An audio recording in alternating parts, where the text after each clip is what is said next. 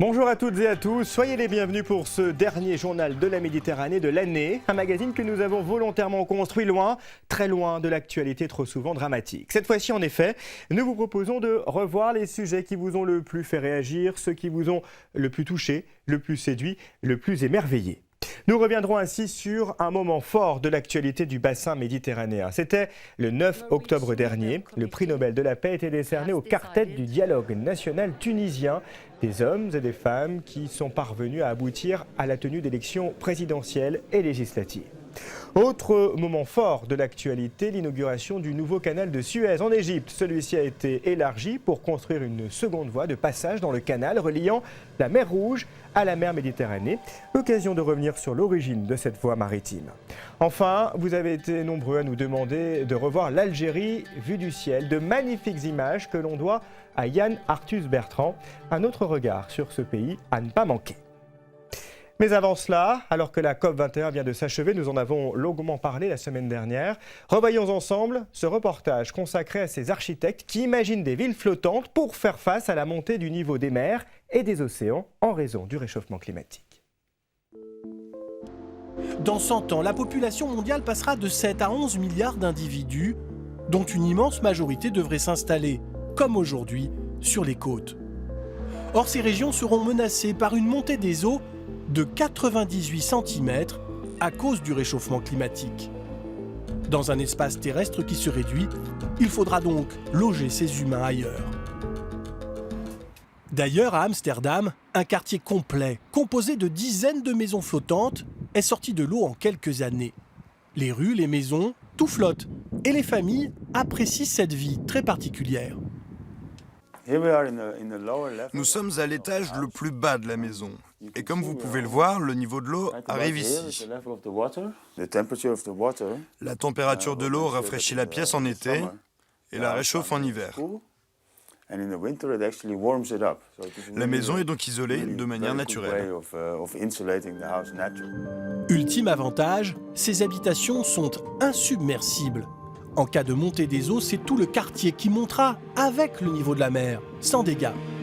Une protection recherchée par les architectes qui inventent les villes flottantes du futur. Par exemple, ces archipels pour remplacer les atolls du Pacifique qui pourraient être engloutis. Ou des projets bien plus fous comme cet arbre des mers, immense construction entièrement végétalisée avec des dizaines d'étages. Encore plus incroyable, ces nénuphars géants qui pourraient loger 30 000 habitants chacun. Une structure de métal et de verre avec des appartements en hauteur et d'autres carrément sous l'eau. L'idée vient de cet architecte français persuadé que son projet sera réalisé un jour. Ici au-dessus, vous avez une grande vague végétale qui vient intégrer tous les appartements pour tous les habitants. Au centre, nous avons un grand verger communautaire et en dessous, nous avons ces grands voiles cristallins derrière lesquels s'organisent toutes les fonctions liées au commerce, aux bureaux et aux loisirs. La ville produit même sa nourriture dans ses jardins et son énergie avec ses milliers d'éoliennes. Technologiquement, le projet est faisable immédiatement. Seul problème, il coûte cher, 1,5 milliard d'euros, 25% de plus que pour une ville terrestre équivalente. Une fortune, mais ce démographe n'en doute pas, si les cités flottantes sont aujourd'hui une utopie, demain, ça ne sera plus de la fiction. D'abord, ce sera des aéroports qui flotteront. Je crois que ce sera la chose à la fois la plus simple et la plus nécessaire.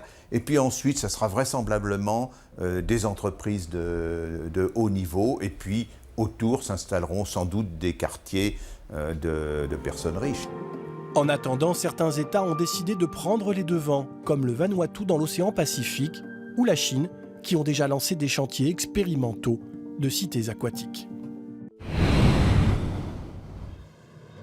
Lui aussi a longtemps été considéré comme un projet utopique. Le canal de Suez, ouverture entre l'Orient et l'Occident, maintes fois abandonné au cours de l'histoire, ce projet fou deviendra réalité en 1869 grâce à la volonté d'un homme, le français Ferdinand de Lesseps, un chantier pharaonique qui fera entrer l'Égypte dans une nouvelle ère.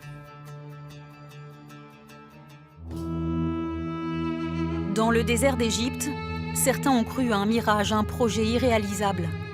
Rapprochés Orient et Occident, les pharaons le font pourtant 2000 ans avant Jésus-Christ. Un canal relie alors la mer Rouge au Nil. Les épices, les soies, y transitent jusqu'à la fin de l'Empire romain. Tombés dans l'oubli, ensablés, il faudra attendre Napoléon Bonaparte en campagne en Égypte pour remettre le projet de canal sur le devant de la scène. Ses ingénieurs concluent un écart de plusieurs mètres entre les deux mers. Le projet est abandonné. Ferdinand de Lesseps, lui, conserve l'idée. Vice-consul de France en Égypte, il saisit sa chance à l'arrivée sur le trône de son ami, le Khedive Saïd. Et Saïd Pacha, lui, avait une ambition, c'est son indépendance par rapport à l'Empire ottoman. Et pour lui, il y arriverait en internationalisant l'Égypte et en faisant ce canal. Et il a trouvé l'homme qu'il lui fallait, qui était son ancien précepteur. Ferdinand de Lesseps, l'ancien précepteur du roi, obtient une concession de 99 ans.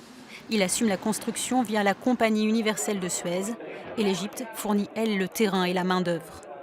Pour financer sa compagnie, de Lesseps fait un tour d'Europe pour exposer son projet et convaincre d'acheter des actions. Mais seuls les Français répondent présents. 84 000 actions ne sont pas souscrites. À ce moment-là, c'est l'amitié qui a joué. Parce que Saïd Pacha a accepté de financer les 44% des actions manquantes pour que la Compagnie universelle puisse démarrer. Les premiers coups de pelle sont donnés en avril 1859. Un chantier réalisé à la force des hommes et des chameaux. Pour creuser les 160 km qui séparent mer Rouge et Méditerranée, Ferdinand de Lesseps fait dévier l'eau du Nil vers le milieu du futur canal. Il alimente ainsi en eau des cavités naturelles des lacs asséchés. Ne reste alors que 80 km à creuser des deux côtés. Une avancée rendue rapide grâce aux premières machines à vapeur. Après 10 ans de travaux, le canal de Suez devient réalité. Les eaux de la Méditerranée rencontrent celles de la mer Rouge. Avec sa volonté de faire, Ferdinand de Lesseps écarte les continents. Ça va donner des moyens financiers à l'Égypte et une respectabilité internationale. Le Khedive, qui n'est connu de personne à cette époque-là, invite l'empereur d'Autriche, le roi de Prusse, l'empereur des Français, et le monde entier en parle, les journaux en parlent. 15 jours avant, personne ne savait qui il était. Coup politique fabuleux, l'Égypte s'offre ainsi l'élément fondamental de son indépendance. Pour inaugurer le canal, le roi commande même un opéra à Verdi. Ce sera Aïda, une œuvre à la mesure de ce chantier pharaonique.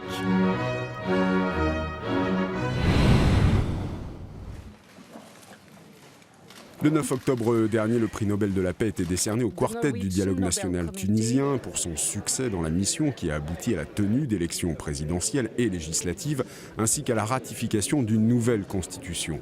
Une Tunisie en quête d'unité et d'apaisement, mais qui doit faire face aussi à la montée de l'extrémisme. Et les Tunisiens veulent résister. Tous les moyens sont bons, vous allez voir. Dans les montagnes de l'est du pays, des jeunes se retrouvent pour danser au nez et à la barbe des djihadistes. La gare désaffectée de Sbeitla, dans le centre de la Tunisie, a trouvé une nouvelle utilité. Tous les jours, après le lycée, des ados viennent y danser. Les Hard Boys, les garçons de la grotte, breakdancers habitant à une vingtaine de kilomètres de là. Au pied d'une montagne où se cachent des terroristes et que l'armée bombarde la nuit. Les Hard Boys, eux, à leur façon, disent non à l'endoctrinement. It's that salty, bloody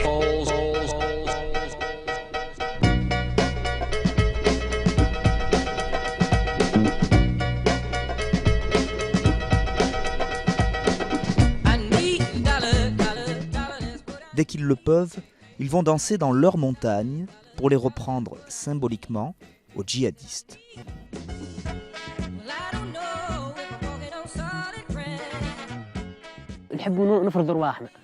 On veut s'imposer, on veut danser dans les montagnes pour en dégager les terroristes. C'est un message de culture que nous adressons aux terroristes pour les faire partir. Ici, les jeunes ont du mal à exister, comme à Tunis ou ailleurs. Là-bas, ils arrivent à s'exprimer. Nous, ici, on est morts. La jeunesse est morte. Ils vivent au pied des monts Chambi, Semama ou Saloum. Régulièrement, des soldats, des policiers s'y font tuer par des djihadistes. région sinistrée, isolée depuis des décennies, où l'État ne s'occupe pas d'une jeunesse désabusée. Près de 5000 Tunisiens, sur une population d'environ 11 millions d'habitants, auraient rejoint le djihad en Syrie, Irak ou Libye. J'en connais un qui est parti au djihad. Il allait à la mosquée. Il habite à Sbeitla. C'est un gentil garçon, mais il y a quelqu'un qui leur a fait du lavage de cerveau. Tous les jours, qui leur parlait du djihad.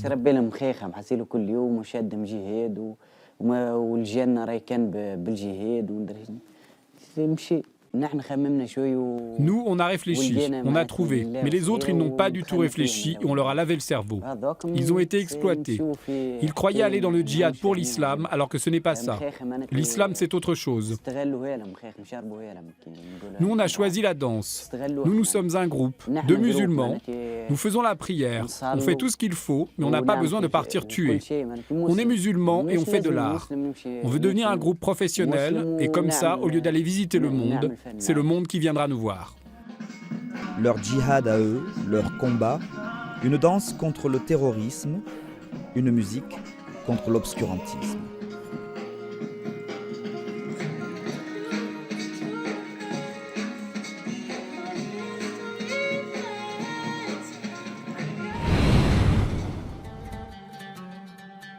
Quittons les montagnes tunisiennes pour survoler un autre pays magnifique, l'Algérie. L'Algérie aux 1000 visages que l'on a pu découvrir pour la première fois vue du ciel grâce à un film de Yann Arthus Bertrand et Yazid Tizi. Nous vous proposons d'en revoir un extrait. Je m'appelle Yann Arthus Bertrand, je suis photographe et cinéaste. J'ai vu des centaines de pays, mais il y en a un qui me touche en particulier, l'Algérie. Alors j'ai voulu raconter Alger la blanche, la Casbah, Alger qui change. Raconter 10 000 ans d'histoire qui ont forgé ce pays magnifique.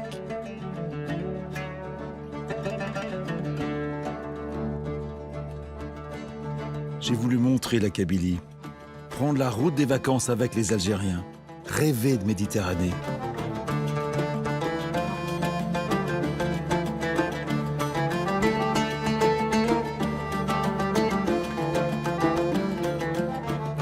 J'ai voulu raconter ces paysages somptueux, raconter la terre qu'on travaille, la douceur des plaines de la Mitidja et les courbes de l'Oranais.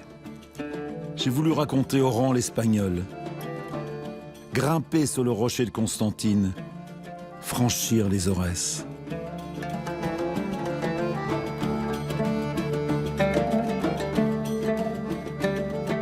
Enfin, j'ai voulu montrer l'immensité du Sahara, filmer pour la première fois un mirage. Voir la cité de Gardaïa, ce miracle.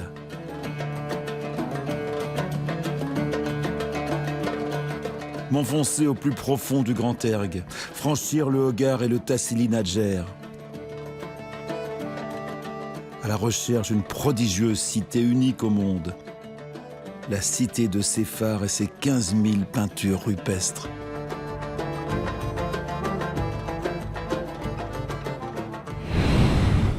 On quitte l'Algérie pour rejoindre les rivages des Alpes-Maritimes. Nous vous emmenons maintenant à la découverte des plus beaux caps de la Côte d'Azur.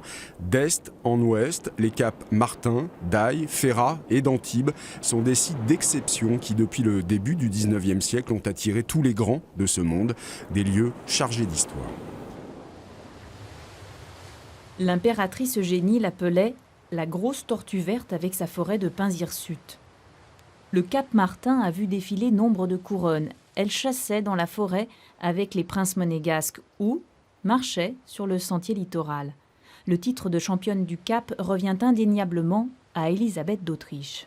La fameuse Sissi était une marcheuse invétérée. Elle faisait 20 km facilement. Elle rejoignait Nice à pied, justement par ce sentier littoral. Et dans son sillage, dans les années 1890, le Cap Martin va s'urbaniser et développer évidemment ce tourisme de luxe avec ses hivernants et son sillage de têtes couronnées et de célébrités. Au XXe siècle, les personnalités défilent Coco Chanel, Sacha Guitry et Sir Winston Churchill. J'ai infiniment apprécié mon séjour à Roquebrune-Cap Martin. Et l'accueil que vous m'avez réservé me sera toujours le plus agréable des souvenirs. Depuis Roquebrune, le sentier se poursuit sur 3 km jusqu'à des trésors d'architecture, la villa d'Hélène Gray et le cabanon Le Corbusier. Construits dans les années 20, des chefs-d'œuvre de modernité avec vue sur Monaco. Le peintre Gérard Hatton-Gauthier parcourt avec bonheur et de bonheur cette promenade Le Corbusier. J'aime bien venir ici, surtout le matin très tôt, vers 6h30, 7h. Il n'y a personne, il y a des senteurs qu'on obtient par les pins, par toute la végétation autour, et puis entendre le bruit de la mer, les vagues. Le sentier littoral a été aménagé en promenade il y a 100 ans grâce à un mécène mentonais, le docteur Gugliel Minetti. Le cap Rognoso, une des petites péninsules constituant Cap d'Aille, surmontée de la villa de Roque. C'est là que Greta Garbo, la divine, trouva refuge dans les années 50, loin des photographes. Le sentier littoral part de la plage de la Mala. Il longe nombre de villages chics. Sacha Guitry, s'il n'affectionnait guère la baignade, y acquitte une maison au bord du sentier où il aimait se promener. Ma villa du Cap d'Aille, c'était le calme et le repos. C'était aussi l'inaction. Le photographe Guillaume Barclay apprécie particulièrement ce début de parcours. On est quasiment dans un petit village où tout le monde se connaît, tout le monde se salue, où on peut venir se balader, où il y a encore des petites criques où on peut aller se baigner et c'est pas blindé de monde, quoi. Et surtout dans des endroits complètement magiques comme est la plage de la Mala où la plage est au bord des falaises, c'est un endroit sublime. Mais l'initiateur de la renommée de Cap d'Aille est un financier audacieux du 19e siècle, le baron de Pauville. À la belle époque, un Parisien fortuné, le baron de Pauville, est tombé amoureux littéralement de Cap d'Aille. Il a acheté différentes parcelles, a décidé de s'y installer et a construit différentes maisons, notamment l'hôtel Éden qui est sur les hauteurs de Cap d'Aille. Et puis après, il a revendu ses parcelles au gré de ses envies. Et c'est ainsi vraiment qu'est né Cap d'Aille, tel qu'on peut encore le connaître à l'heure actuelle, avec ses villas belle époque charmantes qui sont un atout pour notre commune. Sur la pointe des douaniers siège un restaurant, une institution tenue de longue date par une famille de restaurateurs de Cap d'Aille. Thomas Botticini se rappelle l'époque où ce lieu était à la fois jet-set et simple. C'était vraiment l'ambiance donc, des cabanons, comme on dit, donc les gens qui viennent l'été pour se faire des oursinades en bord de mer, des choses comme ça. Les gens profitaient de la plage et puis venaient ici un peu sur le bord de mer donc, pour se restaurer, mais toujours des choses assez simples, des sardines grillées, des produits comme ça. Toujours pêcher ici, quoi. Le sentier de la pointe des douaniers fut arpenté dès le XVIe siècle par les gardes de la principauté de Monaco. Il présente l'originalité d'être sur une roche volcanique, héritage d'un passé géologique tourmenté. Le chemin borde la rade de Villefranche-sur-Mer. Nous sommes sur le Cap Ferrat, un bijou serti de vues panoramiques et de plantes méditerranéennes. Hors saison, les promeneurs sont rares. Thierry Arzins, écrivain et journaliste, aime particulièrement l'extrémité du cap et son phare, érigé en 1732. C'est un lieu qui a une source d'inspiration extraordinaire. Quand vous voyez tout ce paysage, cette grande bleue derrière nous, j'en ai là pour écrire. C'est magnifique. D'ailleurs, on l'appelle la presqu'île de rêve, c'est pas pour rien. Dès le XIXe siècle, les aristocrates et artistes ont jeté l'encre sur cette presqu'île de beauté. Somerset Maugham, le romancier anglais, qui reçut notamment dans sa demeure deux tourtereaux venus échapper aux paparazzi, Alain Delon et Romy Schneider. Également Jean Cocteau, et bien avant lui le philosophe Friedrich Nietzsche, qui s'y promena et écrivit à sa mère son amour pour l'endroit. Je suis allé à mon Cap Saint-Jean. J'ai fait une course tout le long de la côte.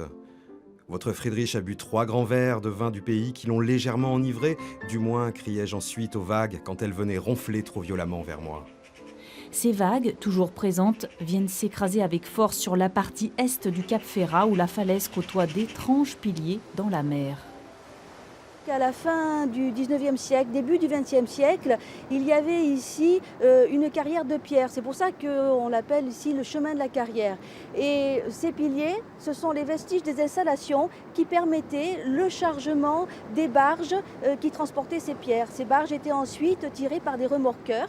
Et cette carrière a notamment servi à l'approvisionnement en pierre pour la construction du port de Monaco. C'était dans les années 1900-1904, par là.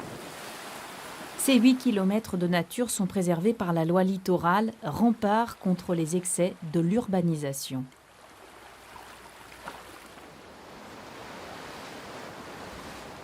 Le sentier du Cap d'Antibes.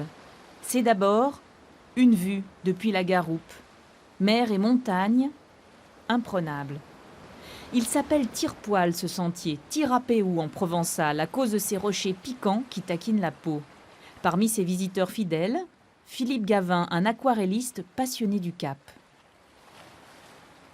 Ce que j'aime, c'est qu'à la fois on a du minéral, on a de l'eau, et puis ça change tout le temps. C'est jamais la même chose. Chaque jour est différent. Après des années de débordements immobiliers, le sentier littoral a retrouvé son intégrité. Aujourd'hui, il se poursuit sans interruption jusqu'à la Villa Hélène Rock et son annexe maritime, siège de nombreuses fêtes dans les années folles. Là, vous êtes à la piscine privée des Beaumont, qui étaient les propriétaires de la Villa Hélène Rock, et qui recevaient tous leurs amis, c'est-à-dire toutes les célébrités de l'époque. Il y a eu des Gloria Swanson, il y a eu des Rudolph Valentino, des gens comme ça qui se sont baignés dans la piscine.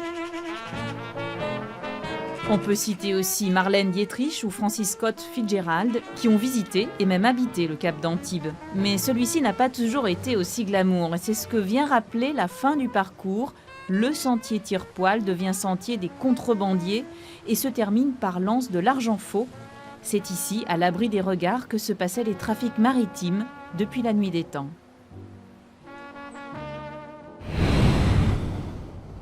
De la Riviera française au sommet de l'Etna, le volcan sicilien qui culmine à 3290 mètres d'altitude, s'habille de blanc une bonne partie de l'année.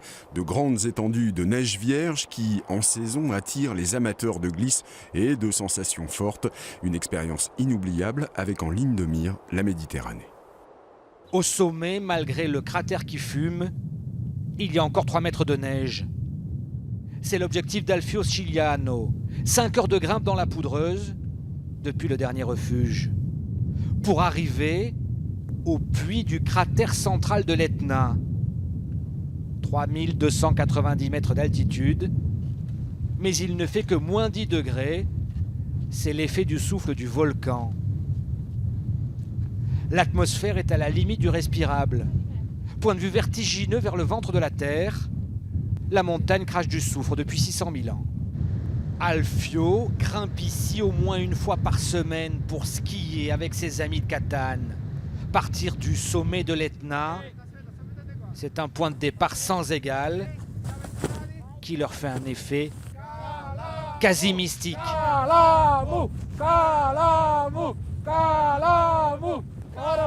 Skier au-dessus des nuages. Avec un cratère dans le dos, sur une neige vierge, un sentiment d'aventure sans égal. C'est la liberté, il n'y a aucun frein, on est là où personne ne va. Et quand il y a une éruption, tu sens tout trembler. Une éruption, ça n'est pas une parole en l'air. C'était il y a 1 an. Et malgré le danger, nos skieurs sont ravis, ils en redemandent. C'est toujours la même sensation. On se sent tout petit, mais en même temps totalement intégré à cet immense ensemble. Pour y grimper, il faut être prêt à affronter la haute altitude. Et une météo qui peut changer en quelques minutes. Du ciel bleu au brouillard. Plus on s'approche des cratères du sommet, plus le temps est capricieux. Et le principal danger, c'est de ne pas voir où on met les pieds. C'est pas dangereux, mais l'important c'est de ne pas s'approcher des cratères. Et l'Etna a beau être la montagne la plus haute, la plus au sud du continent européen, très exposée au soleil, à cette altitude, les neiges y sont quasiment éternelles. Certaines années, on peut même y skier jusqu'au mois de juin. De superbes images à revoir sur notre page Le Journal de la Méditerranée sur Facebook. Avant de se quitter, je vous emmène faire un détour par Rome. La fontaine la plus célèbre d'Europe a retrouvé tout son éclat. Je parle bien sûr de la fontaine de Trévi qui a subi une cure de jouvence. Ce décor a été rendu inoubliable par Marcello Mastroianni et Anita Ekberg dans la Dolce Vita de Fellini. Aujourd'hui, les touristes sont nombreux à jeter une pièce dans le bassin par superstition, l'équivalent d'1 million d'euros chaque année reversés à des œuvres caritatives. Merci à vous, à l'année prochaine.